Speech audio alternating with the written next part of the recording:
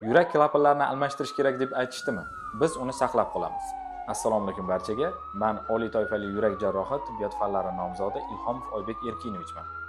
Butun dunyoda mitral, aortal va 3 tabaqali klapanlarning yetishmovchiligida 95% holatlarda uni saqlab qolinadi va bu operatsiya plastik jarrohlik amaliyoti deb nomlanadi. Yurak klapanlarining plastikasini bir qancha afzalliklari mavjud. Birinchidan, o'z klapaningiz saqlab qolinganda yurak musharaklari bilan mutanosib, tabiiy va go'zalroq ishlaydi. Ikkinchidan esa butun umr yoki uzoq vaqt varfarin degan qon sudragan dori ichishdan xalos bo'lasiz.